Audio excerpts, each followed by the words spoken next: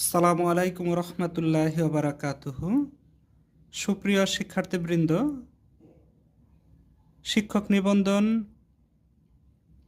School এবং college পর্যায়ে বিষয়ভিত্তিক গণিতের ম্যাট্রিক্সের র্যাঙ্ক ও বা মাত্রা নির্ণয় প্রসঙ্গে আলোচনা করব। মনে করি এ একটি ম্যাট্রিক্স যার উপাদান হচ্ছে 1 2 -1 -1 1 0 0 3 0। এই 3/3 অর্থাৎ 3টা রো 3টা কলাম বিশিষ্ট একটি বর্গাকার ম্যাট্রিক্সের সারি র্যাঙ্ক ও কলাম র্যাঙ্ক নির্ণয় করব।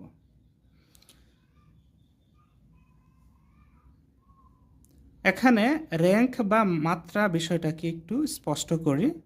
কোনো ম্যাট্রিক্সের র্যাঙ্ক বা মাত্রা হচ্ছে এর সারি চালন বা কলামি চালন পদ্ধতিতে এই চালন করলে এর অশূন্য সারি সংখ্যা বা অশূন্য কলাম সংখ্যা হচ্ছে মূলত কোনো ম্যাট্রিক্সের র্যাঙ্ক বা মাত্রা।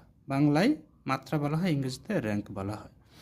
তবে উল্লেখ করার বিষয়, কোনো ম্যাট্রিক্সের সারি র্যাঙ্ক যা হবে কলাম র্যাঙ্ক তাই হবে।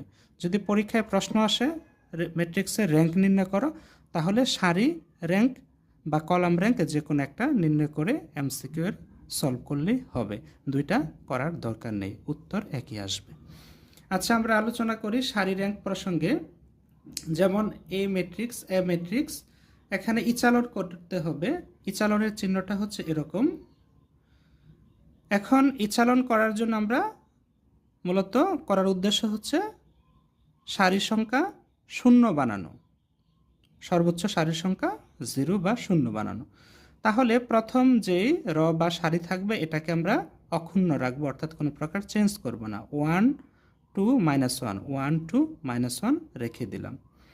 এখন যেটা করব সেটা হচ্ছে আমাদের লক্ষ্য থাকবে দ্বিতীয় এবং তৃতীয় র এর উপাদানগুলো 0 করার যথাসম্ভব। এক্ষেত্রে প্রথম কলামের দ্বিতীয় র এর যে উপাদান অর্থাৎ -1 সেটাকে অ্যাট ফার্স্ট আমরা 0 বানানোর লক্ষ্য নিয়ে আগাবো। তাহলে প্রথমটার সাথে বিবেচনা করে 0 বানাতে হবে, অর্থাৎ 1 আর এখানে হচ্ছে -1। কাজে দুইটা যদি আমরা যোগ করি তাহলে কি হয়, 1 -1 = 0 হয়। অনুরূপভাবে সবগুলো উপাদানকে করব, অর্থাৎ প্রথম র এর সাথে দ্বিতীয় র যোগ করব। কেন করব? এখানে -1কে 0 বানাতে হবে অ্যাট ফার্স্ট। সো তাই করব। এখানে সাইড নোট দেওয়া হলো R2 প্রাইম, অর্থাৎ সেকেন্ড র এর প্রাইম, অর্থাৎ সেকেন্ড রকে কাজ করার পর যে পরিবর্তিত হবে সেটা কেমন, সেটা হচ্ছে R2 + R1, অর্থাৎ দ্বিতীয়